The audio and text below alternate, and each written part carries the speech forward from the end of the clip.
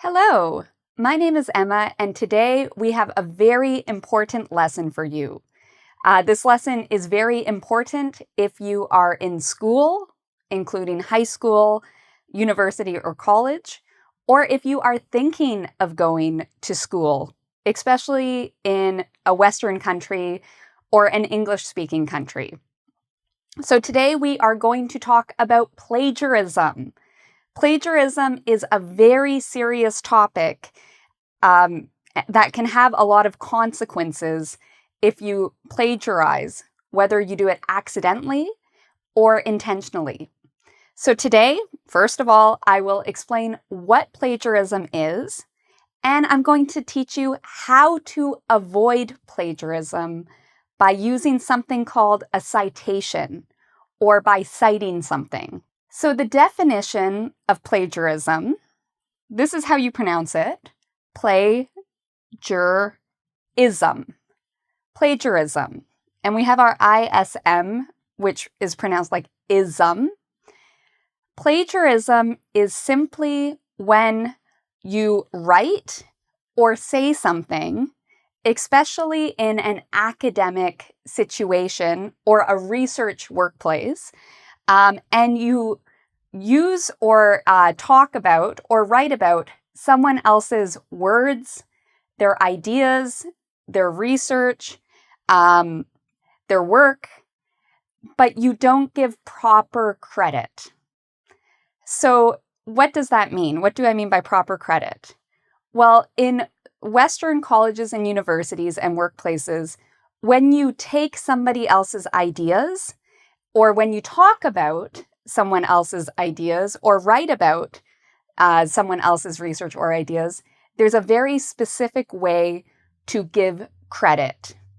And the reason we need to give credit is we need to show when we are talking about our ideas and when we are talking about someone else's ideas. All right, so if you want to be successful in university or high school or college, you must learn about plagiarism, how to avoid it, and how to cite correctly. So I'm going to demonstrate this just so you understand more about citations and what we mean by that.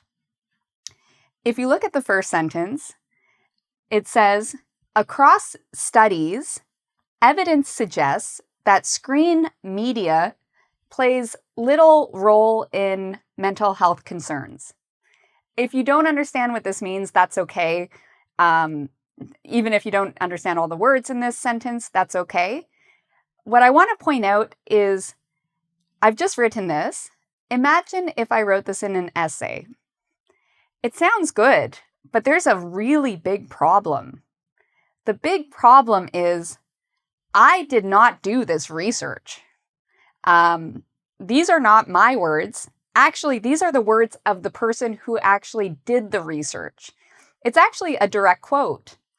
So if I wrote this in an essay and I just left it like this, that would be plagiarism, and I could get expelled or fail my class or, get a 0 on this paper. So what I need to do is I need to show that this is not my idea.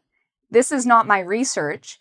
Maybe I use this to support an idea in an essay I'm writing. I'm making an argument, and I want to use other people's research and idea. That's okay. But I just need to give credit properly. So how can I do this? Well, I've given a second example of how I would give credit for this idea or research. What I've written is according to. So according to is very common in writing, especially university and college writing. We use it a lot to show we are giving credit to someone for their ideas or their research. So according to Ferguson et al., we'll talk about this in a moment because that might be strange for you. But who is the person whose idea this is?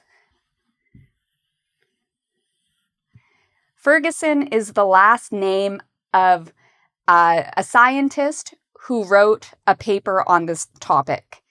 Ferguson and his colleagues, or her colleagues, are the ones who actually did this research, and these are their words. In academia, when we use ET space AL, that means that there are other writers or other people, other authors on a paper, or in a book. So imagine there's a book. There are 3 authors who wrote the book.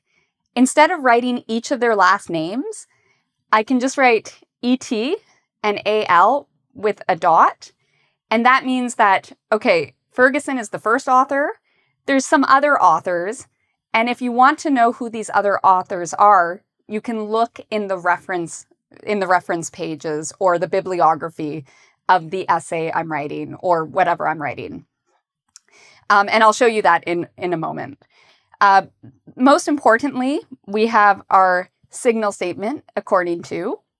We have the author, their last name, not their first name, just their last name. And we also have the year they wrote this. So this is actually from an article in a journal, and pretty much they're talking about social media and smartphones and whether or not it leads to mental health problems. So they wrote about this in 2022. So in what I've written, I've written a date. And then I've also changed the wording. So you'll see here, it says, across studies, evidence suggests that screen media plays little role in mental health concerns. This is actually a direct quote. So these are actually the words of Ferguson et al. And the other authors.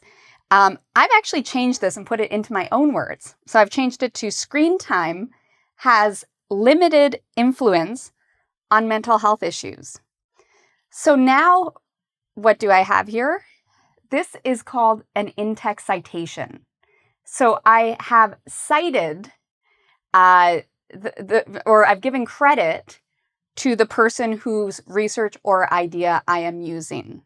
And again, there's many different ways to do a citation, and we'll talk more about the different styles in a moment. But first, I just wanted to use the same sentence and show you some other options on how I could write this.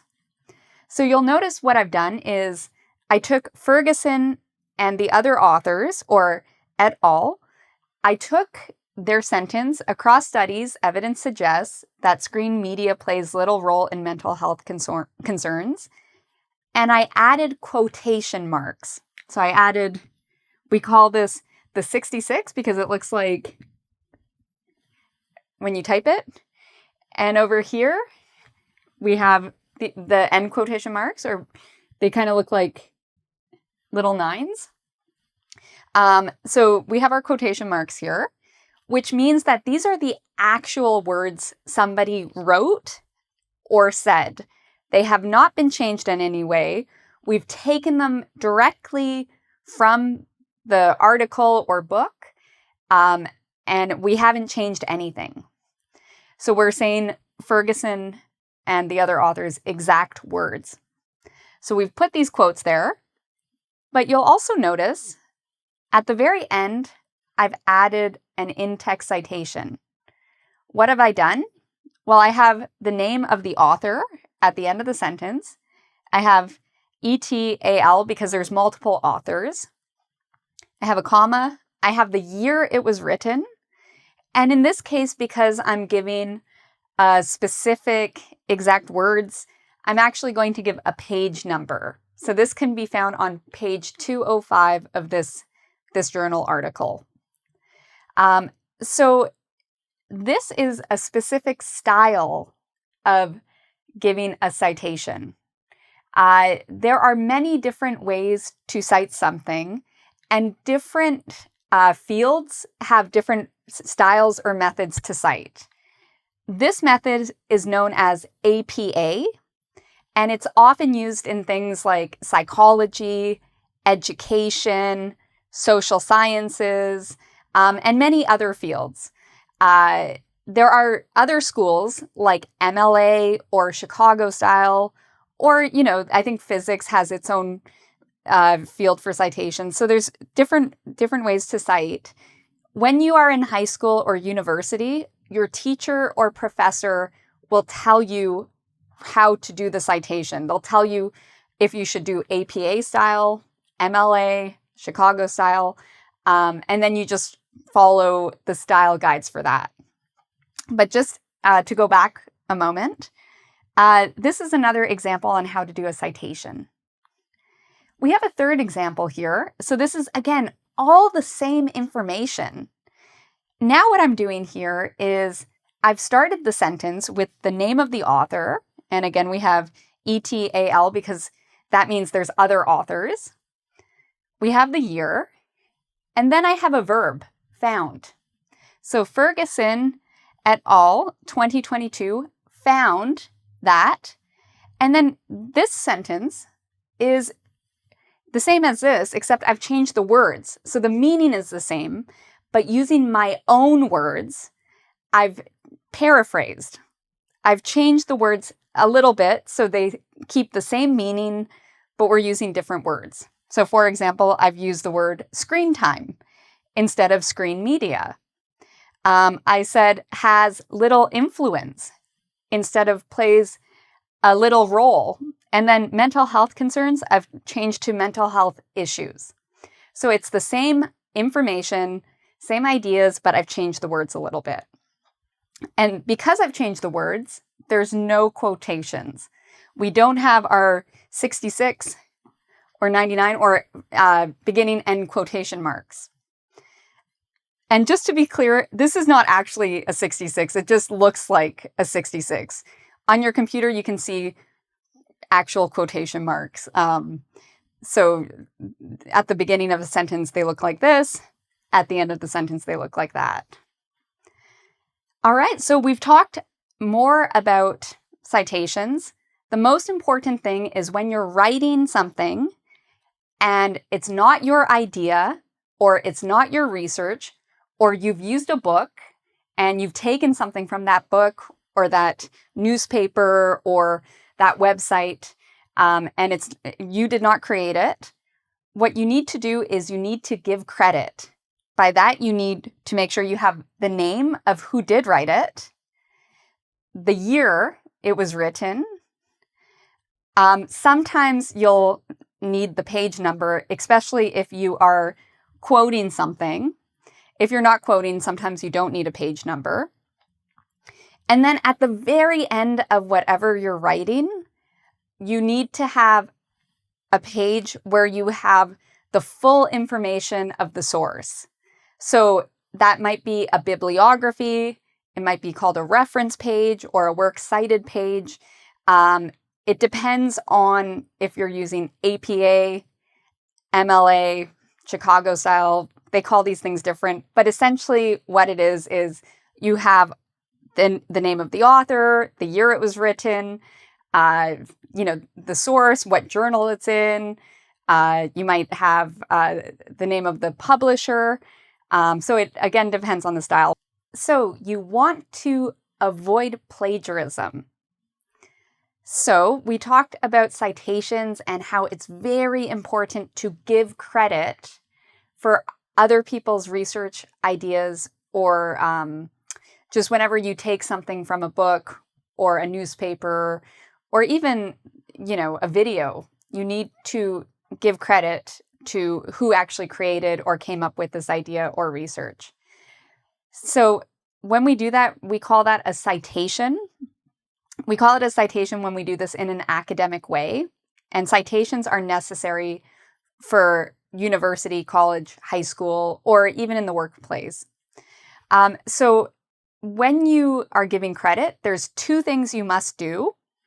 The first thing is you can do something called a signal phrase or an in-text citation.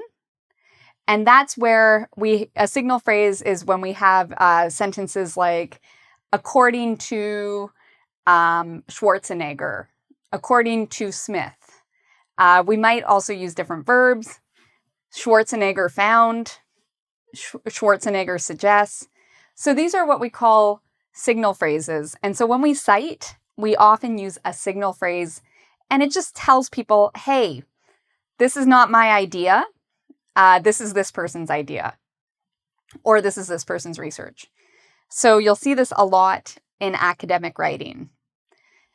We also have something called an in-text citation, and that's usually where you have the author's name or last name, the author's last name, and the year if it's APA, or the author's last name and a page number if it's MLA.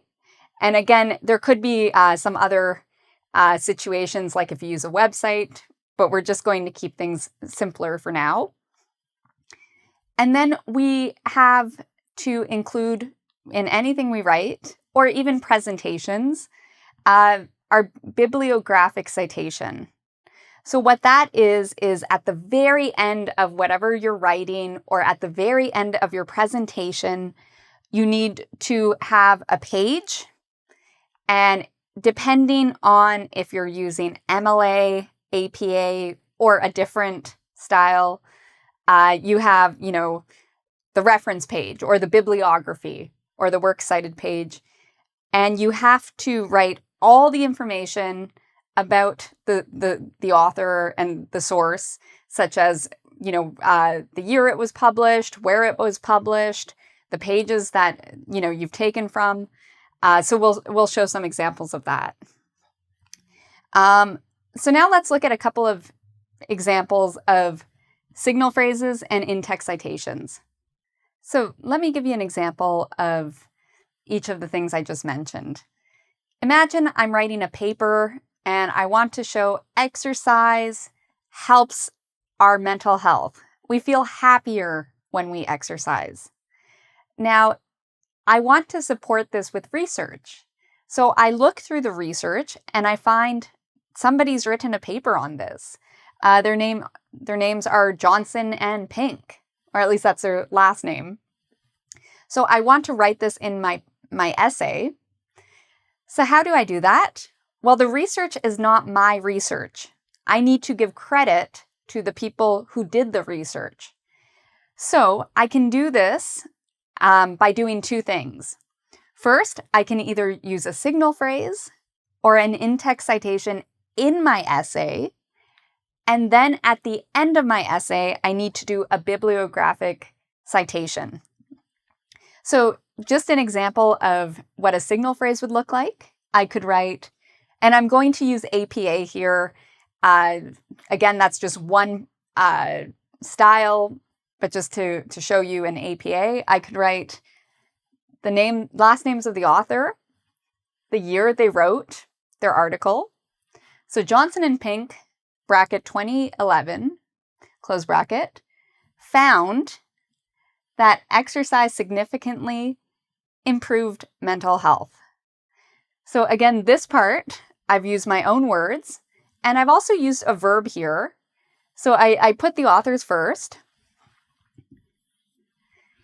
I put a verb here. I could also say suggest, or suggested, indicated, discovered. Found is a very common one we use when we're doing citations. I could also have written according to Johnson and Pink, 2011. Exercise significantly improved mental health. So that would have been possible too. So that's an example of a signal phrase. Again, by writing the names of the author and the year, you're showing, hey, this is whose idea or research this is. It's not mine. You can also do what's called an in-text citation, where you just write the person's ideas or research, and then at the end, in brackets, you write their last name and the year. So for example, exercise significantly improves mental health. Where did I get this? Well, from Johnson and Pink, 2011. So again, you can choose between these. You can either do the signal phrase approach, or you can do the in-text citation like this, where it's just at the end. But the main thing is you need to show whose idea it is. And then the second thing you must do is, again, have a bibliographic citation page. So that might be called a reference page or a works cited page. But at the end, you need to write the full information about who these people are, where is this information found, what is the journal article or the news source or the website. And so here is an example of what this would look like on a reference page. This would be the bibliographic citation. So I've given you so much information, and I want to say that this can be really confusing. I had a lot of difficulty with this when I was in high school, and I had to really spend some time thinking about it, seeing examples, and reading about citations in order to do them properly. So you might actually have to rewatch this video, and that's completely fine. The first time you might think a lot about what I said, and then you might rewatch it, and then things might make more sense. You can also check out the Purdue OWL website. Purdue OWL is a website from a university, and they have so much information about how to cite, how to avoid plagiarism. And so, it's really worth checking out, especially if you are an international student or any student, for that matter, going to a Western university. It's a really good idea and a great resource. So what I wanted to talk about now is that sometimes you actually don't need to provide a citation. We've spent a lot of time talking about what a citation is, how to avoid plagiarism, but sometimes when you're writing, you might write a sentence and you actually don't need to cite it. So I'm going to give you some examples of this. So when you're writing about common knowledge, and by common knowledge, we mean something that most people know. So for example, there are 5 oceans. Toronto is in Canada. These are examples of common knowledge. The capital of the USA is Washington, D.C. Again, an example of common knowledge. You do not need to write a citation when you are giving common knowledge. When you're talking about your personal experience, you do not need to give a citation. So by that, I mean, if I'm writing an essay and I wrote, I was born in Toronto, I don't need to write a citation because this is my own life experience. Another time you do not need to write a citation is when you are giving a historical fact, especially, for example, if you're just talking about dates or places, and it's a well-known historical fact. So, for example, World War II ended in 1945. I don't need to write a citation for that because if you ask most people, they know this information. So understanding or using, you don't need a citation for most historical facts. But if we're giving somebody's opinion on a historical fact, then we might use a citation. So again, you can check out the Purdue OWL website to see more of these types of exceptions and to really understand this more in depth. But the main point is, if you don't know whether or not you should write a citation, if you aren't sure, do the citation. It's always better to be safer than sorry, because if you don't cite something and you should have, you might be accused of plagiarism. Remember, plagiarism is when you take somebody else's words or ideas or work and you don't give proper credit. And in academic universities or colleges or high schools, if you plagiarize, it's serious. You could fail your course, you could get expelled. So if you're not sure, the first step is talk to somebody who knows about this stuff. Maybe ask your professor. Maybe there's a writing center at your school where you can talk about these things. You can check out different websites on it. But if you still don't know, It's always better to cite than not to cite if you're unsure. So thank you so much for watching today. We covered a lot. Phew! Thanks again for your patience. And you got this. I know it's hard, but with practice, you can cite, and you can cite well. So I recommend, remember, practice makes perfect. And like Arnold Schwarzenegger said, there are no shortcuts, only reps, reps, reps. So why not come to our website at www.engvid.com, and there you can actually take a quiz to practice citing things and to practice what you learned today. You can also check out my YouTube channel and subscribe in order to see a lot of other content on academic English, how to listen to lectures, how to read those big university textbooks, and so much more. So thank you so much for watching, and until next time, take care.